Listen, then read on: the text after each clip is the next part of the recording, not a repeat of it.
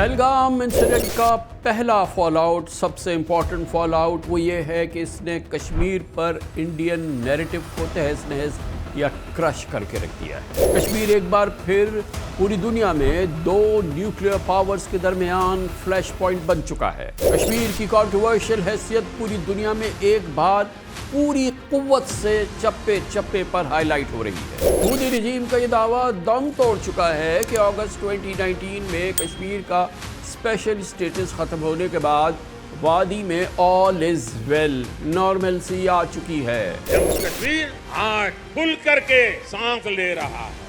بندشوں سے یہ آزادی آرٹیکل 370 ہٹنے کے بعد آئی ہے۔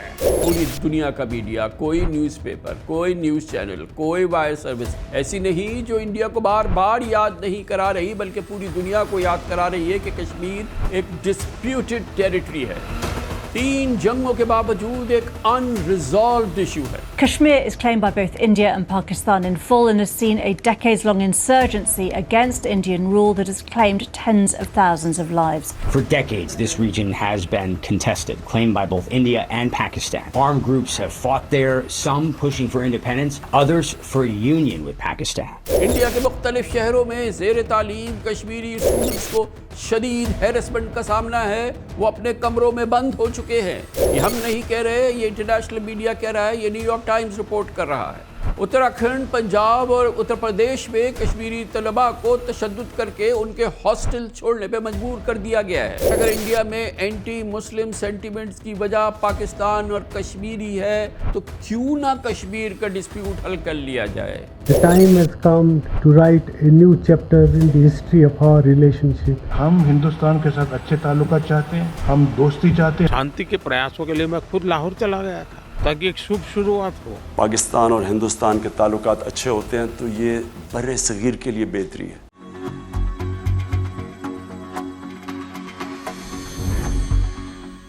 پہلگام انسیڈنٹ کا پہلا فال آؤٹ، سب سے امپورٹنٹ فال آؤٹ وہ یہ ہے کہ اس نے کشمیر پر انڈین نیریٹو کو تہز نہز یا کرش کر کے رکھ دیا ہے۔ کشمیر ایک بار پھر پوری دنیا میں دو نیوکلیئر پاورز کے درمیان فلیش پوائنٹ بن چکا ہے۔ کشمیر کی کنٹروورشل حیثیت پوری دنیا میں ایک بار پوری قوت سے چپے چپے پر ہائی لائٹ ہو رہی ہے، چاہے نیو یارک ٹائمز ہو، واشنگٹن پوسٹ ہو، BBC ہو، فائنینشیل ٹائمز ہو، چائنا کا گلوبل ٹائمز ہو، اکانومسٹ ہو، عرب نیوز ہو، الجزیرہ ہو، ہر جگہ تمام انٹرنیشنل میڈیا ہاؤسز نہ صرف اسلام آباد اور نئی دلی میں بڑھتی ہوئی ٹینشن کو پوائنٹ آؤٹ کر رہے ہیں، بلکہ روزانہ کشمیر کے 75 ایئرز برننگ ایشو کی اوور ہالنگ کر رہے ہیں۔ دنیا کے ایک ایک شخص کو پتہ چل گیا ہے، ایک بار پھر پتہ چل گیا ہے کہ کشمیر ایک بہت بڑا ڈسپیوٹڈ ٹیریٹری ہے۔ مسئلہ کشمیر اور آرٹیکل 370 کی ایبروگیشن ایک بار پھر اسپاٹ لائٹ میں آ چکی ہے۔ مودی رجیم کا یہ دعویٰ دم توڑ چکا ہے کہ اگست 2019 میں کشمیر کا اسپیشل اسٹیٹس ختم ہونے کے بعد وادی میں آل از ویل، نارملسی آ چکی ہے۔ ایسا بالکل نہیں ہے۔ پچھلے 15 دن اس کی چیخ چیخ کے گواہی دے رہے ہیں۔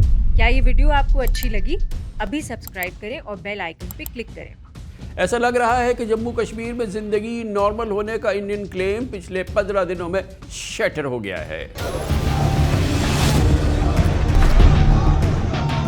جموں کشمیر میں آتنکواد اب اپنی انتم سانسیں گن رہا ہے، پچھلے 10 سال میں جموں کشمیر میں جو بدلاؤ آیا ہے وہ کسی سپنے سے کم نہیں ہے۔ نیا جموں کشمیر بن رہا ہے۔ ساتھیوں، جموں کشمیر وکاس کی نئی اونچائیوں کو چھو رہا ہے، کیونکہ جموں کشمیر آج کھل کر کے سانس لے رہا ہے۔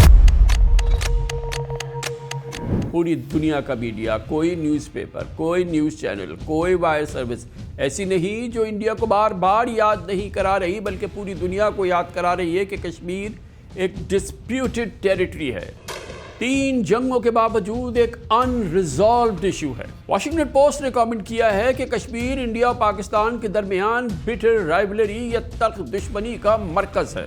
پوسٹ لکھتا ہے کہ 3 جنگوں اور تاشقند اور شملہ جیسے ایگریمنٹس کے باوجود लाइन ऑफ कंट्रोल दुनिया का सबसे वॉलेटाइल बॉर्डर है।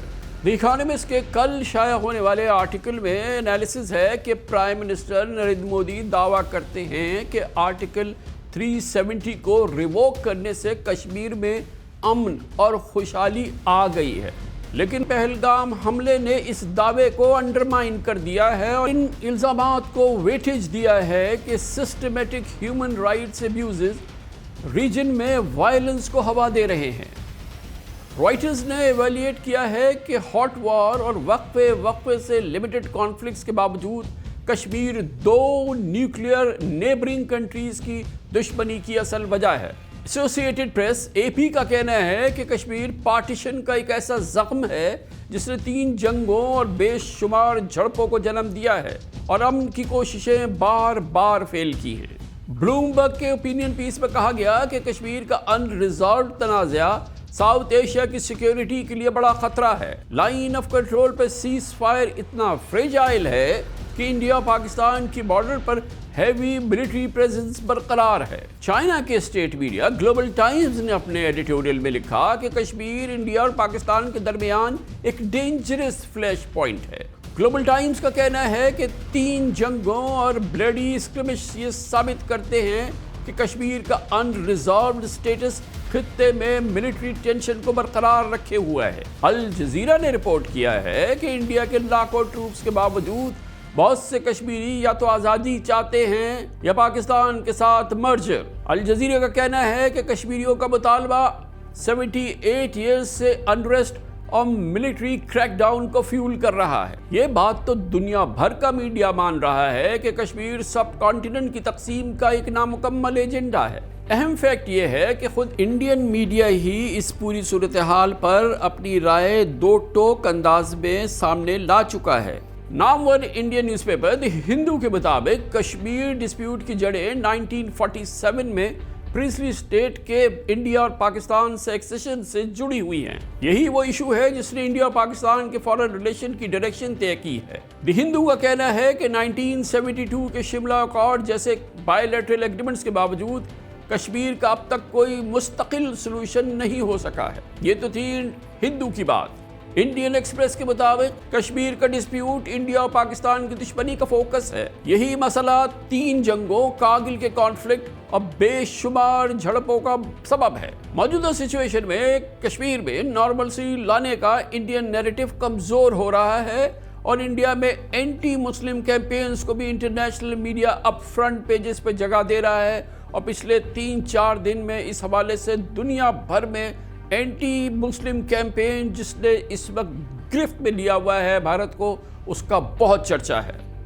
आज एक बार फिर न्यूयॉर्क टाइम्स ने 2 दिन मुसलसल अपनी खबरों में ये एनालिसिस किया है कि इंडियन ट्रूप्स ने पहलगाम की किलर हंटिंग के लिए जो एग्रेसिव ऑपरेशन शुरू कर रखा है उसने कश्मीर में नॉर्मलसी को क्वेश्चनेबल बना दिया है। वादी में हर मुसलमान को हमला आवर के तौर पे देखा जा रहा है। पहलगाम हमला न्यूयॉर्क टाइम्स कहता है तेजी से इस्लामोफोबिया में बदल चुका है। जब तक ये मुस्लिम का आबादी विश्व में रहता है, जब तक ये टेररिज्म रहेगा। टेररिज्म करने वाले सभी मुस्लिम है, फिर भी हमारे हिंदुओं का नेता है उसका चेला हो गया। No doubt Indian social media पर मुसलमानों को नफरत अंगेज मीम्स, AI जनरेटेड वीडियोस और फेक न्यूज के जरिए एक एग्जिस्टेंशियल थ्रेट के तौर पे पेश किया जा रहा है। टीवी डिबेट्स और हेडलाइंस में मुसलमानों को खतरा बना के पोर्ट्रे किया जा रहा है। अर्नब गोस्वामी जैसे दर्जनों एंकर्स इस्लामोफोबिक तबसरे कर रहे हैं और मुसलमानों के फाइनल सॉल्यूशन की बात कर रहे हैं। जो सिचुएशन है भारत में बहुत डेंजरस, और एक बार फिर मैं कहना चाहता हूं इन लोगों को, ओवैसी टाइप के लोगों को, कि भाई बंद करो ये तमाशा। वक्फ के नाम पर मुसलमानों सड़क पे आ जाओ, मुसलमान सड़क पे आ जाओ, दिखा दो हम क्या कर सकते हैं, धमकी दो, ब्लैकमेल करो, ऑल इंडिया मुस्लिम पर्सनल बहुत सड़क पर आ जाओ। पाकिस्तानी सोच है इन लोगों की। कभी कभी तो मुझे लगता है ये सब लोग पाकिस्तान से मिले हुए हैं। हिंदुओं पर बांग्लादेश में कितना जुल्म हुआ, बांग्लादेश में कितने हिंदू खत्म हो गए। इसलिए मैं कह रहा हूं दोस्तों कि जो भी नरेंद्र मोदी जी डिसाइड करेंगे उस पर हमें अटूट विश्वास है। बीजेपी, RSS और शिवसेना के जत्थे मुसलमानों को पाकिस्तानी कहकर असॉल्ट कर रहे हैं। ये हम नहीं कह रहे, ये दुनिया भर का मीडिया रिपोर्ट कर रहा है, सोशल मीडिया गवाही दे रहा है। انڈیا کے مختلف شہروں میں زیر تعلیم کشمیری اسٹوڈنٹس کو شدید ہیرسمنٹ کا سامنا ہے، وہ اپنے کمروں میں بند ہو چکے ہیں۔ یہ ہم نہیں کہہ رہے، یہ انٹرنیشنل میڈیا کہہ رہا ہے، یہ نیو یارک ٹائمز رپورٹ کر رہا ہے۔ اتراکھنڈ، پنجاب اور اتر پردیش میں کشمیری طلباء کو تشدد کر کے ان کے ہاسٹل چھوڑنے پہ مجبور کر دیا گیا ہے۔ You've seen in the past 2 days how there's been a vilification of Kashmiris, whether it's Kashmiri students. There are Kashmiri girls who were assaulted in Jamia Millia University.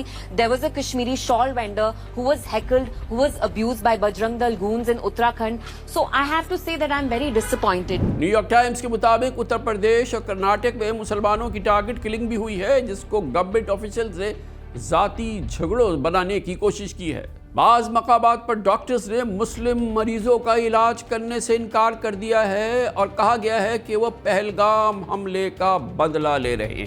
Gujarat کے پولیس کمشنر کو کوٹ کیا گیا ہے، ان کا کہنا ہے کہ ان کے آفیسرز نے 6500 مشکوک مسلمانوں کو پکڑ لیا ہے۔ گجرات میں ایک مسلم سلم کو بغیر نوٹس ڈیمالش کر دیا گیا ہے۔ بستی کے ریزیڈنٹس نے کورٹ میں اپیل دائر کی تو حکومت نے اسے نیشنل سیکیورٹی کا مسئلہ قرار دیا اور عدالت نے اپیل ریجیکٹ کر دی۔ مہاراشٹر کے وزیر نتیش راؤ نے مسلمانوں کے اکنامک بائیکاٹ کا مطالبہ کیا ہے اور کہا ہے کہ صرف ہندوؤں سے خریداری کریں۔ ہیومن رائٹس واچ کی ایشیا ڈائریکٹر میناکشی گنگولی کا کہنا ہے کہ پہلگام میں حملے کو مائنورٹیز کے خلاف ریٹیلیٹری ایکشن اور حملوں کا جواز نہیں بننا چاہیے تھا۔ الجزیرہ نے رپورٹ کیا ہے کہ پہلگام حملے کی خبر کے صرف چند گھنٹے بعد ہندوتا پاپ میوزک کا ایک گانا یوٹیوب پر ریلیز ہوا، جس میں مسلمانوں کو ٹارگٹ کرنے اور انڈیا سے نکالنے کے لیے انکریج کیا گیا۔ الجزیرہ نے ایسے کم از کم 20 گانے شناخت کیے ہیں جو اسلامو فوبک مواد کو ہوا دے رہے ہیں۔ آخر یہ سب کیا ہے؟ یہ دنیا کی سب سے بڑی ڈیموکریسی میں سیکولرزم کی بات نہیں تو کیا ہے؟ اگر انڈیا 2 قوموں میں 2 مذہبوں میں تبدیل ہو رہا ہے اور اگر انڈیا میں اینٹی مسلم سینٹیمنٹس کی وجہ پاکستان اور کشمیری ہے تو کیوں نہ کشمیر کا ڈسپیوٹ حل کر لیا جائے؟ کیوں نہ اس مسئلے کو ہمیشہ کے لیے ختم کر دیا جائے؟ یہ مسئلہ بہرحال دنیا کا ہر شخص کہے گا صرف اور صرف نیگوسیشن اور امن سے ہی حل ہوگا۔ دونوں ملکوں کو، بھارت اور پاکستان کو، اس اسپرٹ کو دوبارہ جگانا ہوگا جو 60-70 سال پہلے بھی موجود تھی، جب ایوب خان اور لال بہادر شاستری، ذوالفقار علی بھٹو اور اندرا گاندھی، نواز شریف اور اٹل بہاری واجپئی، پرویز مشرف اور منموہن سنگھ ان ایشوز کو ریزالو کرنے کے لیے ایک ساتھ بیٹھے تھے۔ ایسا ہوتا رہا ہے، بار بار ہوتا رہا ہے۔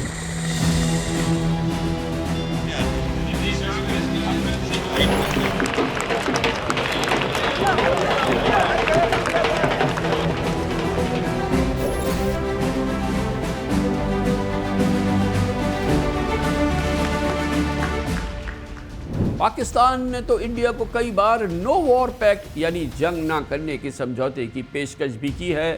پاکستانی آفیشلز کہتے ہیں کہ نو وار پیکٹ کی پیشکش انڈیا کے لیے آج بھی برقرار ہے۔ پاکستان کی یہ سٹیٹڈ ایک پیس پالیسی ہے، بار بار اس کو کہا گیا ہے کہ اگر نو وار پیکٹ ہو جائے اور سب کانٹیننٹ کے 180 کروڑ لوگ، 1.8 بلین لوگ امن و سکون سے رہنے لگیں تو یہ دونوں پاکستان اور بھارت کے لیے ون ون پوزیشن ہوگی۔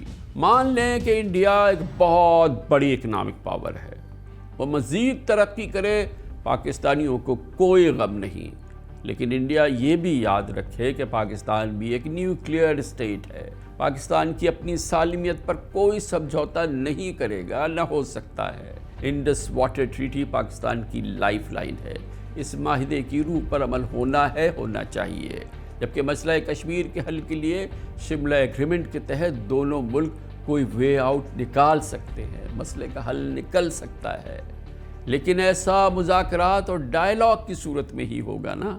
میں اس ویلاگ کا اختتام میں سمجھتا ہوں بھارت کے بہت ہی زبردست اور بہت ہی قدر کرنے والے پرو پیس پرائم منسٹر اٹل بہاری واجپئی صاحب کے اس تاریخی فکرے سے کروں گا جو انہوں نے اعلان لاہور کے موقع پر کہا تھا۔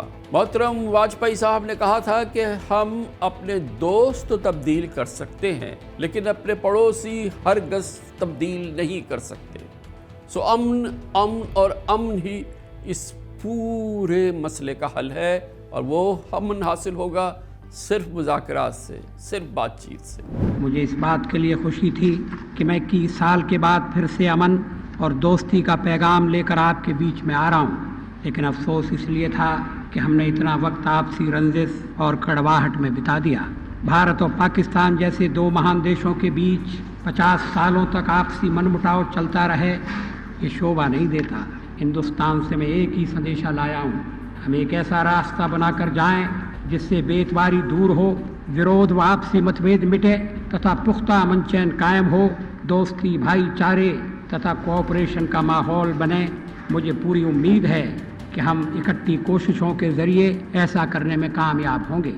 پہلگام واقعے کے حوالے سے پاکستان اور بھارت کے درمیان جاری ایکسٹریم ٹینشن کے حوالے سے ایک عالمی منظرنامہ آپ کے سامنے میں نے پیش کیا۔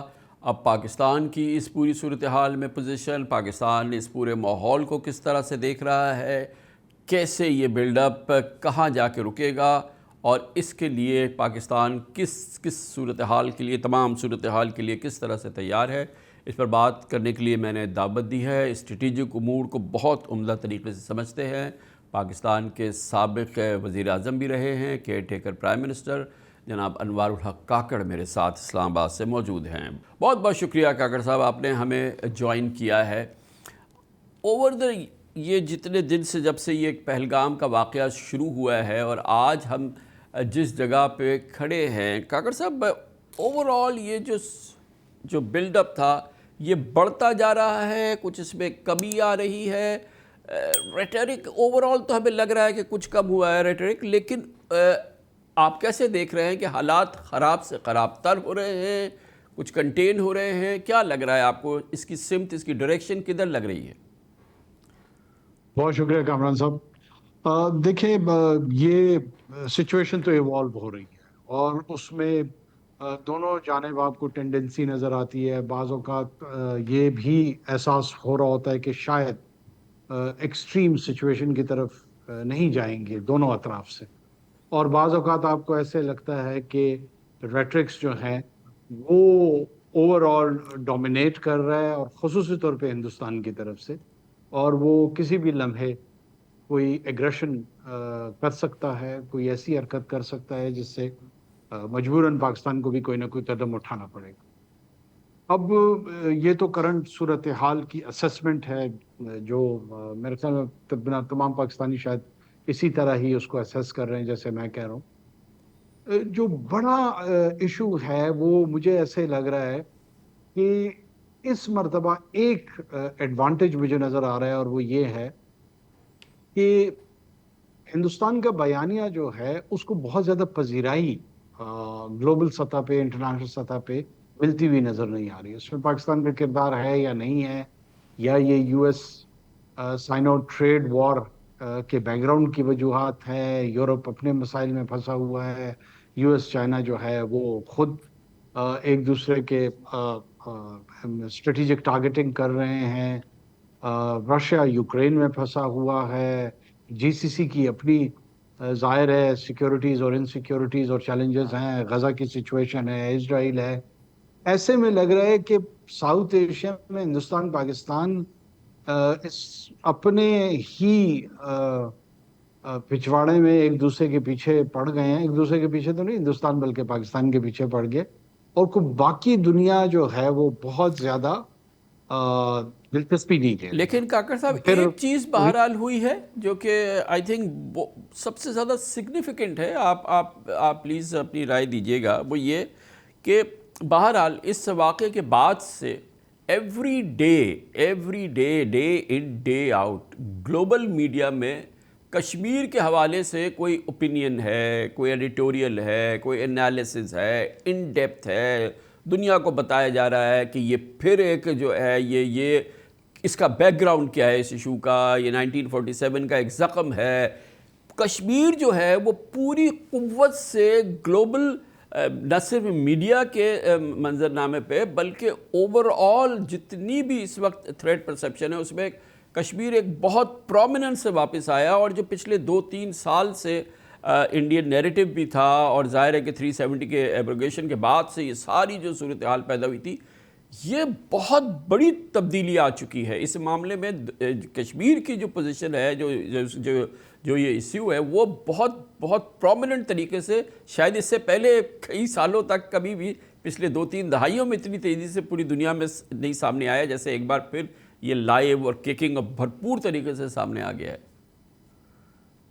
کامران صاحب، آپ کی بالکل آبزرویشن درست ہے۔ میں خود ظاہر ہے یہ 5-6 جو انٹرنیشنل پبلیکیشنز ہے وہ روزانہ صبح فالو کرتا ہوں، اور اس میں کوئی دو رائے نہیں ہے۔ میں جس نوانس کی طرف یا جس شیڈ کی طرف اشارہ کر رہا تھا، یہ جو کرافٹڈ انڈین نیریٹو تھا ٹو ملائن پاکستان، اس کو کوئی بہت زیادہ پذیرائی نہیں مل رہی ہے۔ یہ اس کا دوسرا پہلو جو ہے جس کی طرف آپ نے اشارہ کیا، کوئی دو رائے نہیں ہے اس میں، اور ایسے لگ رہا ہے کہ انہوں نے اپنا 370 سے جو اچیو کرنا تھا وہ سارا کا سارا کرمبل ہو گیا۔ یعنی جتنا بھی اس کا بیک گراؤنڈ بیان کیا جا رہا ہے، اس میں کسی صورت آپ کو یہ تاثر کسی بھی نان انڈین لکھاری کی جانب سے نہیں ملتا کہ یہ کوئی سیٹلڈ ایشو ہے، یہ ہندوستان کا ایک حصہ ہے۔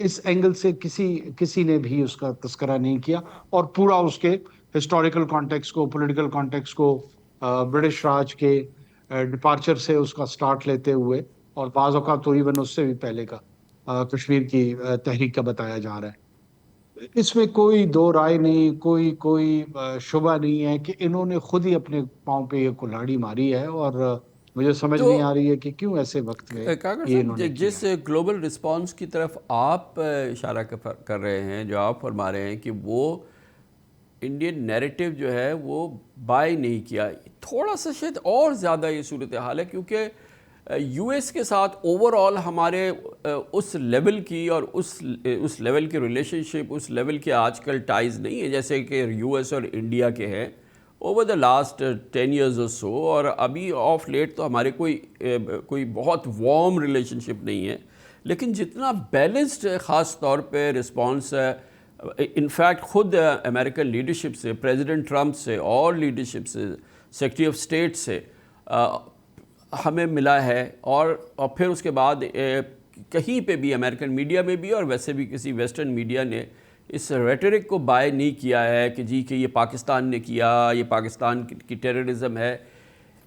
اٹس ویری انٹرسٹنگ، کیونکہ یہ I think it's not just کہ اس وقت وہ پھنسے ہوئے ہیں ٹیرف وار میں، ڈیفینیٹلی پھنسے ہوئے ہیں، یوکرین ہے، یہ ساری چیزیں ہیں، لیکن آئی تھنک کہ کچھ ایسی ہماری طرف سے پرہیپس ڈیولپمنٹس ہیں جو کہ جس نے کہ ہیلپ کیا ہے اس پورے رسپانس کو، جو ہمیں اس پورے معاملے میں خاص طور پہ ویسٹ اور امریکہ سے ملا ہے۔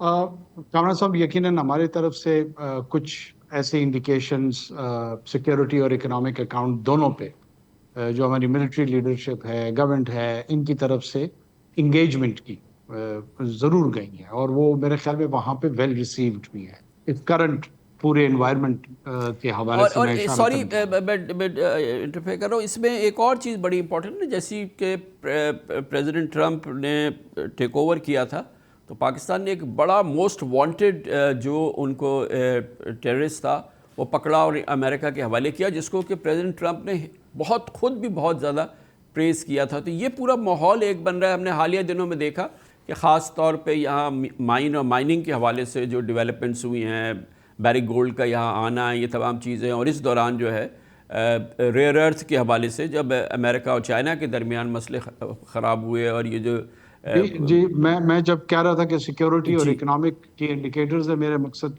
اسی طرف تھا۔ پلیز ساتھ میں جو ایک اہم نقطہ جو میں آپ کے توسط سے آڈینس کے سامنے لے کر آنا چاہ رہا ہوں، دیکھیں ہمارے ہاں تواتر سے ایک یہ بیانیہ ہمیں سننے کو ملتا ہے کہ جی ہندوستان کی اکنامک ریلیونس زیادہ ہے، سائز میں بڑا ہے، اکانومی اس کی بڑی ہے، لہٰذا ویسٹ کو اس کی ضرورت ہے، پاکستان کی اہمیت کم ہے، پاکستان اکنامی کے لیے اتنا وائبل نہیں ہے۔ اس تمام بیان میں، اس تمام نیریٹو میں جو اسٹریٹجک اینگل ہے وہ لوگ مس کرتے ہیں، اور اسٹریٹجک اینگل یہ ہے کہ انڈیا کی اکانومی اور اس کے بڑے سائز کا شاید اتنا بڑا اکنامک رول میں اس کا اختیار نہیں ہے. فار ایگزامپل تائیوان بہت چھوٹا سا ملک ہے، $500 ارب کی اس کی GDP ہے، سائز تو اس کا بہت کم ہے. جو ہندوستان کی اسٹریٹجک ضرورت ہے وہ ویسٹرن ہیمسفیئر کو، چائنا کو کنٹین کرنے کے لیے ہے. وہ جتنا بھی کنسیشن دیتے ہیں، اکنامک کنسیشن دیتے ہیں، ٹیکنالوجیکل ٹرانسفر کی طرف آتے ہیں، انکریجمنٹ ہوتی ہے، ویزاوی پاکستان جو ہے ہندوستان کی پوزیشن کو تھوڑا سا انڈورس زیادہ کیا جاتا رہا ہے ابھی ریسنٹ پاس تک بھی. وہ محض ایک ہی نقطے پہ ہے، اور وہ نقطہ ہے ٹو کنٹین چائنا. اچھا ہو کیا رہا ہے پچھلے 15-20 سال کا جو رویہ ہے ہندوستان کا، they have offered themselves to play the role of a poodle for the achievement of the strategic goal for West. But in reality, they are not getting over their Pakistan obsession. یہ technology کی transfer بھی چاہتے ہیں، economic FDIs بھی چاہتے ہیں، market Axis بھی چاہتے ہیں، تمام ایڈوانٹیجز ویسٹرن ہیمسفیئر سے چاہتے ہیں، فلرٹیشن ہے ان کے ساتھ. لیکن 20 سال میں چائنا کا تو کلام کا ایک کرائسس ہوا، نہ ان کو غصہ آتا ہے، نہ ان کی نیشنل پرائیڈ ہٹ ہوتی ہے، نہ RSS اور BJP اکٹھا ہو جاتا، کچھ بھی نہیں ہوتا، اور وہ بڑا آسانی سے گیو ان کر دیتے ہیں، اینڈ دے اوائڈ کنفرنٹیشن. میری اپنی اسسمنٹ یہ ہے کہ انڈیا از مور اور لیس strategic blunder while investing in India as it was with Afghan National Army. آپ یاد کریں کہ $2 ٹریلین اور 20 سال پاکستان سمجھاتا رہ گیا کہ جناب یہ آپ سب کچھ کنویں میں ڈال رہے ہیں اور اس کا ضیاع ہوگا، اٹ وڈ بی اسکوانڈرڈ. لیکن کسی کے کان پہ جوں تک نہیں رہیں گی، اور پھر دنیا نے اس کا رزلٹ بھی دیکھا ہے. اب ویسٹرن ہیمسفیئر دوبارہ وہی مسٹیک کمٹ کرنے جا رہی ہے، اسٹریٹجک بلنڈر رادر.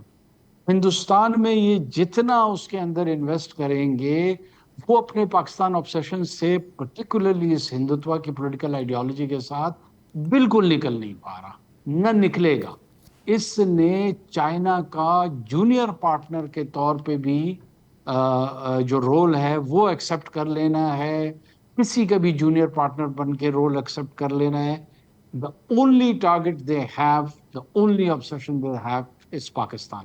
میرے خیال میں یہ ریئلائزیشن بھی شاید اب آہستہ آہستہ امپورٹنٹ پوائنٹ ہے، بہت امپورٹنٹ پوائنٹ ہے کہ عام اگر الفاظ میں کہیں کہ بھارتی لیڈرشپ جو ہے وہ US اور ویسٹ کے ساتھ جو ہے وہ گیم کر رہی ہے اور ان کو بیوقوف بنا رہی ہے.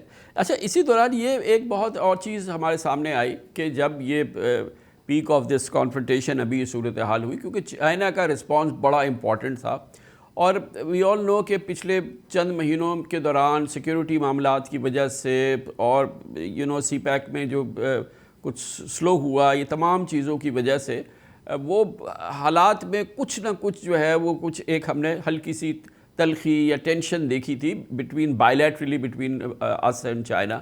لیکن جو رسپانس چائنا کا آیا ہے وہ تو بالکل اس میں کسی قسم کی انہوں نے گنجائش نہیں چھوڑی کہ چائنا پاکستان کے ساتھ ہر صورت کھڑا ہے، اور اس نے اس کا ثبوت یونائٹڈ نیشن سے لے کے یہاں تک دیا، اور بار بار بھارت کو یاد دلایا کہ اس پورے معاملے میں پاکستان تنہا نہیں ہے، چائنا اس کے ساتھ کندھا جوڑ کے کھڑا ہے. بالکل آپ درست کہہ رہے ہیں. دیکھیں ایک ہے پریکٹیکل چیلنجز بلوچستان میں چائنیز انویسٹمنٹ کے حوالے سے، چائنیز نیشنلز کے حوالے سے. کوئی بھی دنیا میں قوم ہو، ملک ہو، وہ اپنے نیشنلز کے کو نشانہ بنانے پہ یا ان کو نقصان دینے پہ کمفرٹیبل نہیں ہوگے تو چائنیز کی ہوں گے. ڈیفینیٹلی وہ ان کا ایک سیکیورٹی کنسرن ہے، اور وہ بار بار ہر سطح پہ اس کو اٹھاتے بھی رہتے ہیں. دوسری ان کی اسٹریٹجک ڈیپتھ اور اسٹریٹجک تھنکنگ، جہاں پہ ان کو یہ اسٹریٹجک کلیئرٹی حاصل ہے کہ نہ صرف اس خطے میں اور جو ان کا ویسٹ سے چیلنج آ رہا ہے lead by the United States of America, اس میں جو سب سے بڑا ٹول انہوں نے پالیسی ٹول، چاہے وہ انڈو پیسیفک کے حوالے سے رکھا ہوا ہے یا خطے میں جو Chinese containment from South China sea, اب آپ دیکھیں ہندوستان یہاں کا ہے لیکن وہ ساؤتھ چائنا سی اور انڈو پیسیفک میں بھی اپنے لیے کردار چاہتا ہے. تو جو آسٹریلین، جاپنیز، انڈینز کا جو یہ الائنس ہے وہ چائنا اسپیسیفک، چائنا اورینٹیڈ، اور اس کا جو نیوکلس ہے وہ چائنیز آربٹ ہی ہے.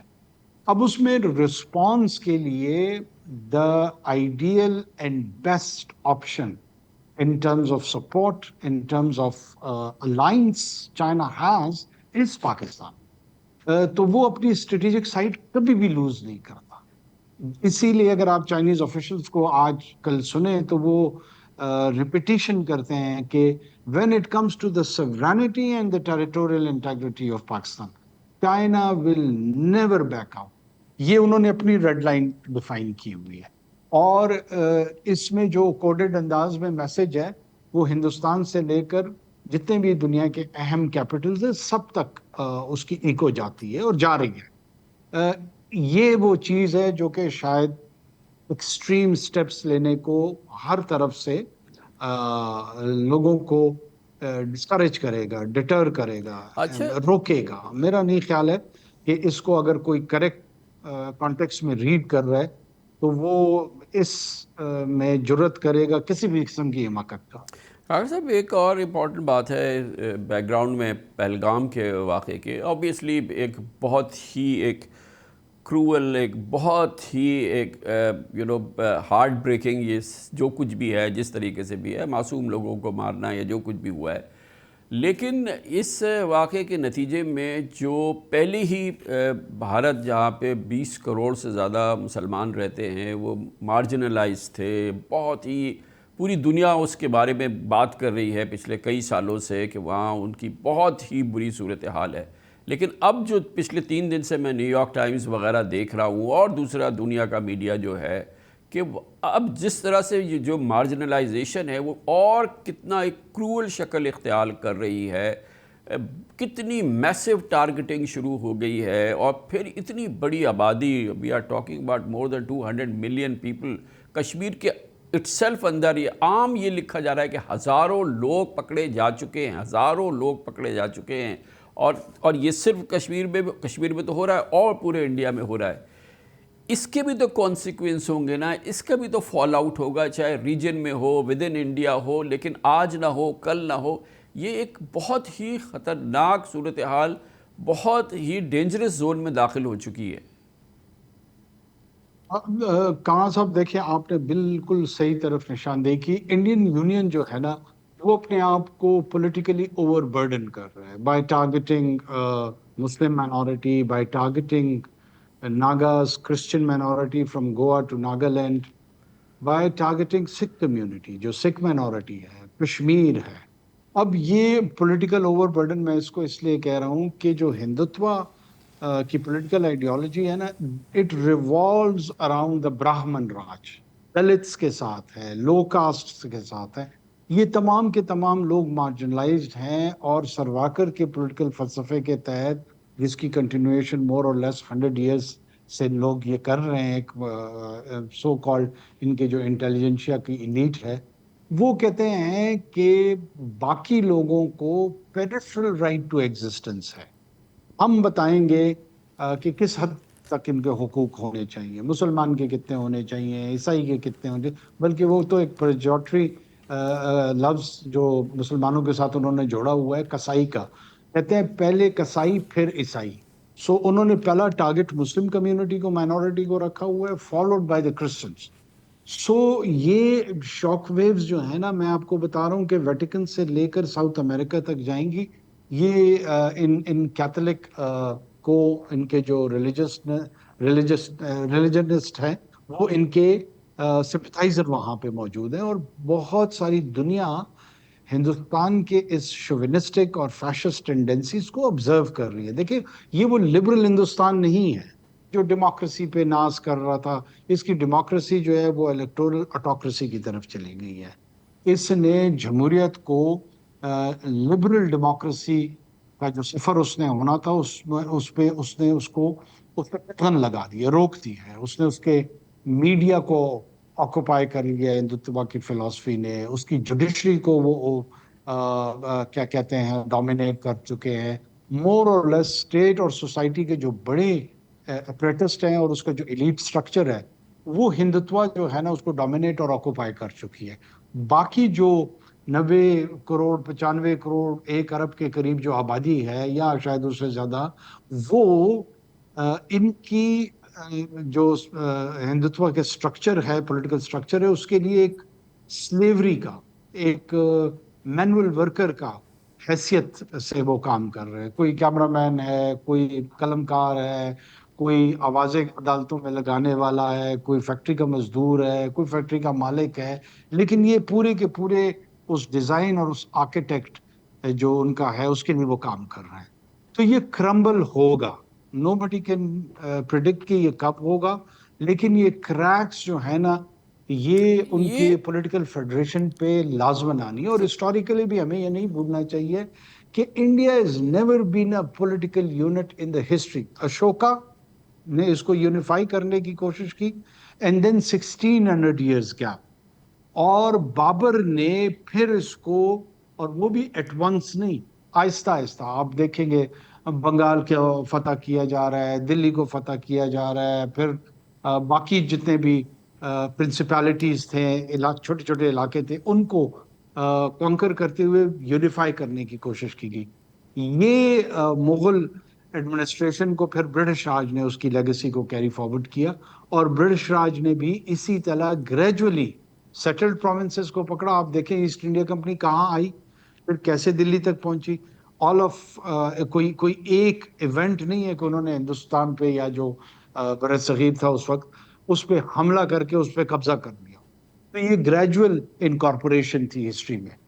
और फिर 1947 में फिर उसके ज़ाहिर 2 या 3 जितने भी अब वो हैं हिस्से वो हुए हैं। तो ये जो कहने का मेरा मकसद ये है कि ये एक आर्टिफिशियल पॉलिटिकल यूनिट है, लेकिन इसमें और जिसको क्राफ्ट करने के लिए शायद ये शोविनिस्टिक टेंडेंसीज जो है ना वो इसके लिए ज़ाहिर कातिल साबित होंगी। लेकिन ये जो इस वक्त मज़ीद कॉम्प्लिकेशन है, ये जो अब हम पोस्ट इस वक्त हम पहलगाम बात कर रहे हैं, और जो ये सारी दुनिया का मीडिया जो बता रहा है कि जो मुस्लिम टारगेटिंग हो रही है, जो मुस्लिम कैंपेन, हेट कैंपेन जो चल रही है, मुसलमानों के आखिरी सलूशन की बात हो रही है, इनको ख़त्म करने की बात हो रही है, ये इस नौयत की रही है। यानी कि पिछले हम 8-10 सालों से ये चीज़ें देख रहे हैं, लेकिन ख़ास तौर पे पिछले 15 दिन में जो इसमें तब्दीली आई है, लास्ट 2 वीक्स, ये सारा दुनिया नोट कर रहा है, वो मामूली बात नहीं है। अच्छा, ये सारा एक तो बहुत बड़ी आबादी है, ये जो मुस्लिम पॉपुलेशन है इंडिया की, ज़ाहिर है कि तकरीबन 210 मिलियन से ज़्यादा लोग हैं, और फिर रीजन भी बड़ा इंपॉर्टेंट है ना सर। अब जो इंडिया की इस वक्त पिक्यूलियर सिचुएशन है रीजन की, पड़ोस में बांग्लादेश है, बांग्लादेश के अंदर भी इस सूरत हाल से इन्फ्लुएंस हुए बगैर रह नहीं सकता कि जो इस वक्त ये सूरत हाल मुस्लिम्स के साथ, और ये पूरी फिर विद इन बांग्लादेश जो डायनेमिक्स चल रही हैं वो सारी दुनिया जानती है, अपनी जगह पे मौजूद है। पाकिस्तान के साथ जो सारी सूरत हाल है, इतनी बड़ी तादाद में मुसलमान मार्जिनलाइज्ड हैं, या इस सारी सिचुएशन हो रही है, पाकिस्तान कैसे लाताल्लुक़ और खामोश तमाशाई रह सकता है। इसी रीजन में ईरान भी है, इसी रीजन में अफ़गानिस्तान भी है। ये 4-5 मुस्लिम मेजर कंट्रीज़ जो हैं वो बिल्कुल साथ साथ जुड़े हुए हैं, और ये सूरत हाल इंडिया में डेवलप हो रही है। इसकी सिग्निफिकेंस पे नज़र डालिए।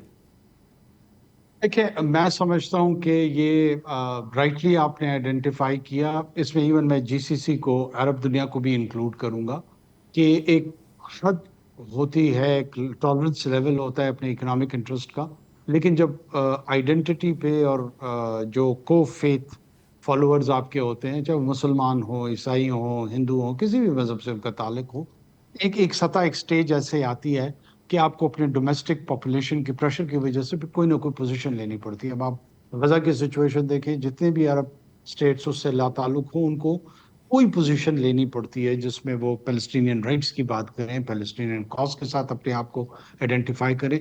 ऐसे में 20 करोड़ मुसलमानों की जो कसमपसरी है, जो हालत है हिंदुस्तान के अंदर, वो अब तो किसी से ढकी छुपी नहीं रही, और ज़ाहिर है पहलगाम के बाद ये उसको ट्रिगर भी करने की कोशिश कर रहे हैं।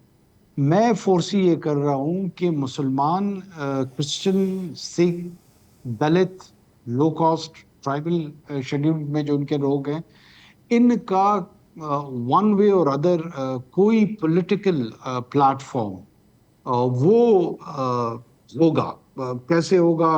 इंडिजिनस होगा, इंकरेजमेंट से होगा, लेकिन मुझे ऐसे लग रहा है कि ये इवेंचुअली उसी तरफ इनको जाना पड़ेगा। ये लगभग कोई 30, 40, 45 करोड़ या शायद उससे भी ज़्यादा, मेरे पास अभी इस वक्त पॉपुलेशन वाली फिगर नहीं है, क्योंकि दलित और वो तो लो कास्ट, ज़्यादा बहुत ज़्यादा लोग हैं वहाँ, उनकी तादाद तो बहुत ही ज़्यादा है।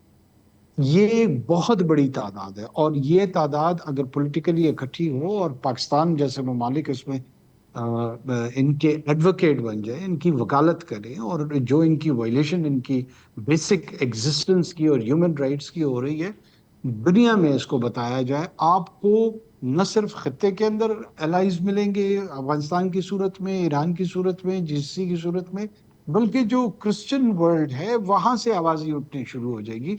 और मेरे ख्याल में हिंदुस्तान को अपनी जो ये फैशिस्ट टेंडेंसीज और शोविनिस्टिक टेंडेंसीज हैं, ये रिवर्स किए बगैर इसका चारा नहीं है। 21वीं सदी में आप इस तरह या इस तर्ज अमल के साथ जिंदगी नहीं गुजार सकते। आप पिछले इन चंद दिनों में जिस तरीके से इनके मेन स्ट्रीम मीडिया पे, मुझे तो हैरत होती है।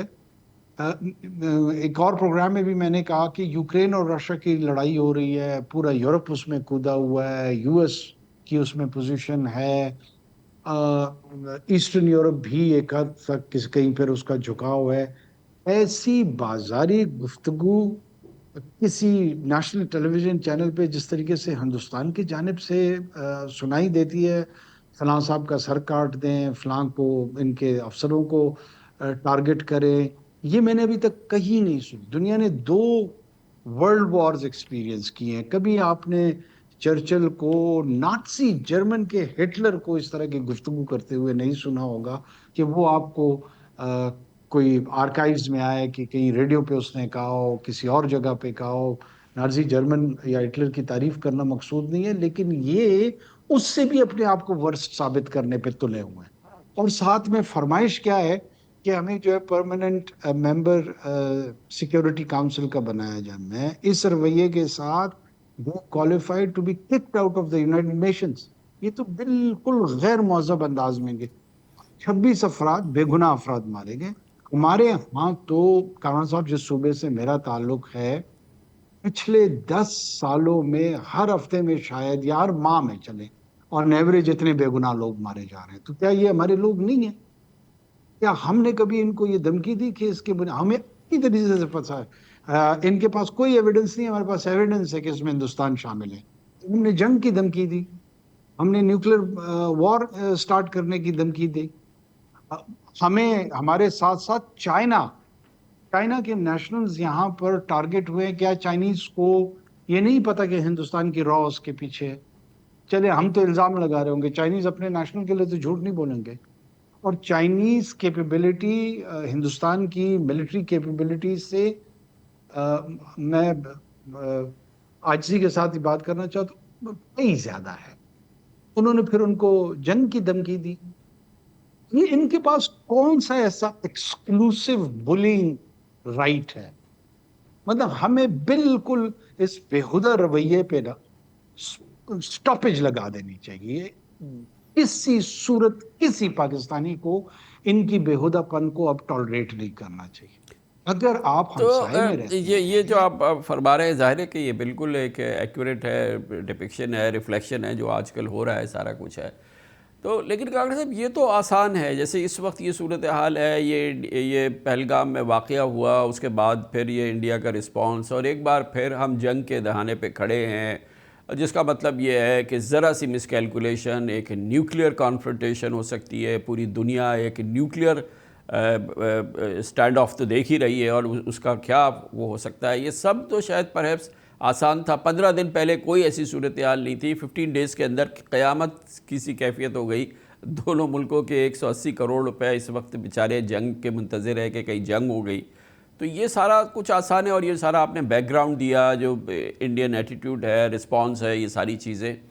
لیکن کیا اس کے باوجود بیسٹ تو یہ ہے نا کہ کوئی مسئلے کا حل نکل کے, کوئی بات چیت ہو کے, کہیں سے کوئی پیس کی امید نظر آئے اس پورے خطے کو. لیکن جو ابھی ہم نے ساری بات کی ہے اس میں تو لگتا ہے کہ نہیں جی, اس کو بھول جائیں اینڈ لیٹس ڈو اٹ.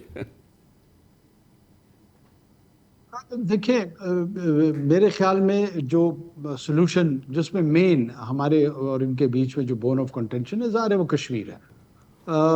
اس وقت تو فضا کسی قسم کی گفتگو یا بات کرنے کی نہیں ہے. اس وقت تو جو امیجیٹ ٹارگٹ ہے وہ یہی ہے کہ جو انہوں نے کرائسس جنریٹ کیا اس کرائسس کی مینجمنٹ ہو. وہ مینجمنٹ ظاہر ہے کچھ چیزیں ہمارے کنٹرول میں ہیں, کچھ چیزیں ان کی کنٹرول میں ہیں, اور ہمارے جو کنٹرول میں ہے اس میں ایک ہماری بالکل سگنلنگ جو ہے نا وہ درست ہو رہی ہے. ان کو اچھی طریقے سے پتہ ہے کہ یہ نہیں ہو سکتا کہ یہ 2-4 طاقتوں کو استعمال کر کے اور ایک ایسا ماحول بنانے کی کوشش کریں کہ یہ آپٹکس کے لیے کہیں پہ 1-2-4 واقعات کر دیں, بم گرا دیں, اور پاکستان اس کو ڈائجسٹ کر کے پی جائے, اور یہ بھی پیچھے چلے جائیں اور ہم بھی پیچھے چلے جائیں. یہ ان کو بہت وضاحت کے ساتھ پتہ ہے کہ جو کچھ انہوں نے کیا اس حرکت کی جمع, اس کی پلس پاکستان کی جانب سے رسپانس آنا ہے.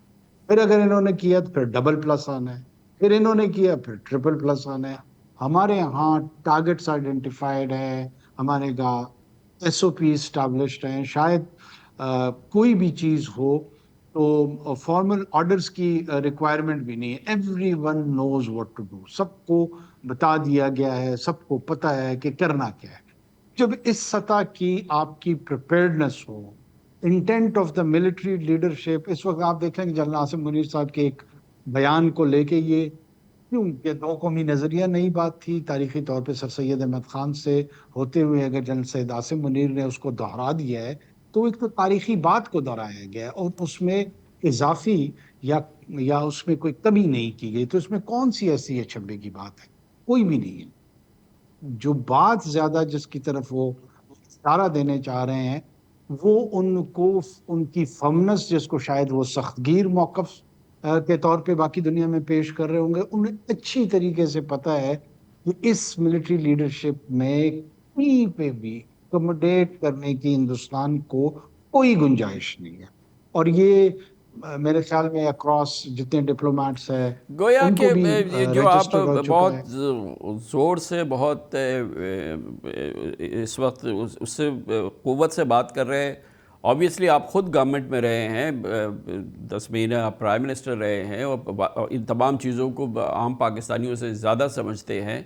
آپ بار بار یہ بات کہہ رہے ہیں کہ ملیٹریلی کسی بھی قسم کے کسی بھی سائز کے ایکشن کو پی جانے کی یا کوئی گنجائش نہیں ہے.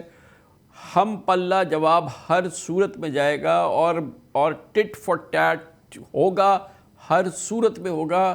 یہ کچھ نہیں ہے. اور پھر آپ نے کہا کہ ظاہر ہے کہ جنرل عاصم منیر کا جو ایک اپنا ایک تاثر ہے, جو امیج ہے, جس طریقے سے وہ پاکستان کی ان کریٹیکل ایشوز کی بات کرتے ہیں, وہ ظاہر ہے کہ یہ بات ثابت کر رہا ہے کہ وہ تو بالکل ہی ناممکن ہے کہ ان سے کوئی ہلکا سا بھی نرم رویہ جو ہے وہ ایکسپیکٹ کیا جائے.